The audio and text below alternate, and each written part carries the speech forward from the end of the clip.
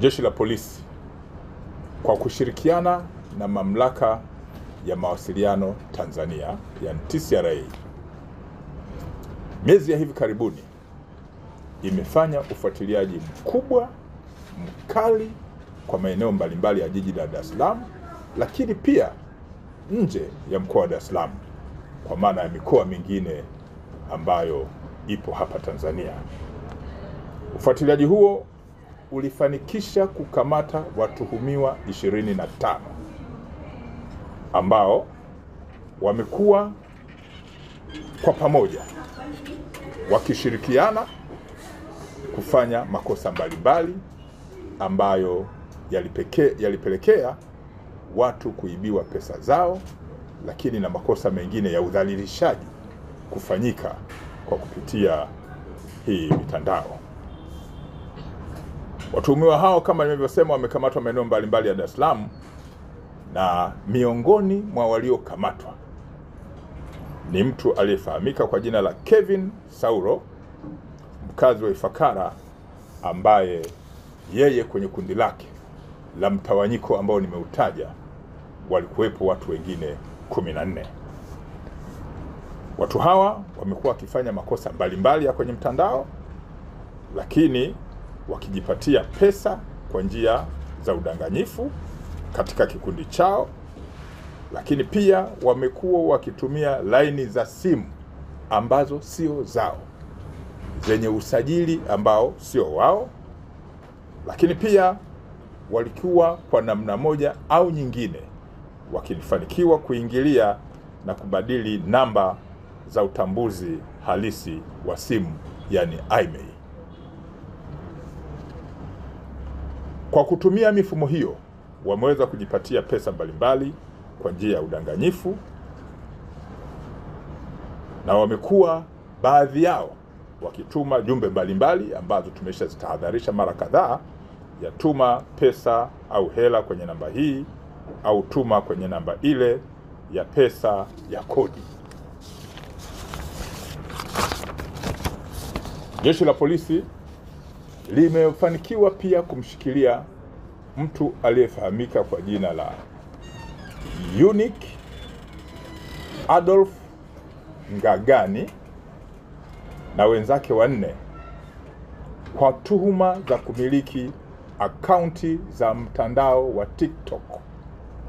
ambazo zimekuwa zikitumika kusambaza taarifa zenye maudhui ya udhalilishaji wa watu mbalimbali kupitia programu za akili unde, yani artificial intelligence. Watu hawa wamehojiwa kwa kina na baadhi ya vifaa wanavyovitumia vimekamatwa na hatua za kisheria zimechukuliwa, ikiwa ni pamoja na baadhi yao tayari kufikishwa kwenye mahakama za kisheria za Tanzania, yani mahakama ya Kisutu. Kwenye msako huo mkali ambapo Jeshi la Polisi limejiunga na mamlaka zingine za kisheria, wamefanikiwa pia kukamatwa mtu aliyefahamika kwa jina la Barwani Hamisi Kateme, maarufu kama jina la Majani. Huyu ni mkazi wa Kahororo, mkoa wa Kagera, ambaye amekamatwa na wenzake 4. Hawa wanatuhumiwa kwa kutumia mitandao kufanya makosa haya ya kujipatia pesa kwa njia ya udanganyifu, yani utapeli, kwa kuwadanganya wastaafu na kuwaambia pesa kwa kujifanya kuwa baadhi yao ni wafanyakazi wa mfuko wa pensheni, na kwamba wanaweza kushughulikia kupata mapunjo ambayo baadhi ya wastaafu wamekuwa wakiyaelezea. Mtuhumiwa huyu wa Kahororo mkoani Kagera, maarufu kama Majani, amehojiwa kwa kina na mbinu ambazo amekuwa akizitumia, na yeye pia jeshi kwa kushirikiana na mamlaka zingine za kisheria wamehakikisha anafikishwa mahakamani. Baadhi ya watuhumiwa hawa wamekamatwa wakiwa na vifaa hivyo ambavyo wanavitumia katika kufanyia makosa haya ya kimtandao, yakiwemo ya kujipatia pesa kwa njia ya udanganyifu, lakini kudhalilisha watu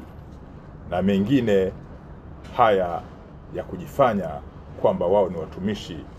wa mifuko hii ya pensheni.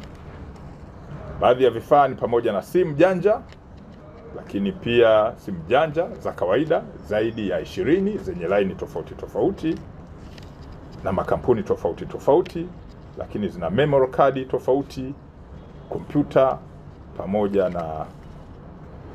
mashine ya usajili wa laini. Baadhi ya watuhumiwa hawa ambao nimewataja wamekwisha fikishwa kwenye mahakama za kisheria za Kisutu. Jeshi la polisi linaendelea kama ambavyo limekuwa likifanya mara kadhaa kutoa wito kwa wananchi, kwanza kufuata sheria na kanuni za matumizi ya mitandao, pili kufuata maelekezo mbalimbali yanayotolewa na Mamlaka ya Mawasiliano Tanzania pamoja na Jeshi la Polisi, kuacha tabia ya kutoa taarifa binafsi. Narudia, kuacha tabia ya kutoa taarifa binafsi kwenye linki wanazokutana nazo kwenye simu zao au kwa mtu ambaye hawamjui, au kutoa taarifa za siri za mtu binafsi kama CV, pamoja na kutoa namba za vitambulisho vya NIDA na vitambulisho vingine kwa watu ambao wanakuwa wanavihitaji, lakini katika mazingira ambayo hauna uhakika nayo. Jeshi la polisi kwa kushirikiana na mamlaka zingine za kisheria wameapa kufuatilia kwa karibu makundi haya ambayo yamekuwa ni kero kwa wananchi na kutumia mbinu ambazo tumekuwa tukizieleza mara kadhaa na kufanikiwa kuwaibia watu na hivyo kuleta taharuki kwenye baadhi ya watu. Baadhi ya makosa ambao wamefikishwa nayo mahakamani pamoja na haya kujipatia pesa kwa njia ya udanganyifu, lakini kutumia laini za simu ambazo sio za kwao. Hayo ni makosa kisheria, lakini kujaribu kulazimisha na kufanya usajili wa uongo kwenye laini za simu na hivyo kuwa kwenye nafasi ya kutenda makosa ambayo nimeyaeleza. Jeshi linaendelea kuomba wananchi kushirikiana na kutoa taarifa mbalimbali kwa watu au makundi ambayo yamekuwa ni kero, yanajitokeza na hivyo kufanya haya makosa ambayo jeshi pamoja na mamlaka zingine za kisheria haikubaliani nao. Narudia, jeshi limeapa kupambana na watu hawa mpaka tuone mwisho wao, na tutawashughulikia vikali, lakini kwa mujibu wa sheria.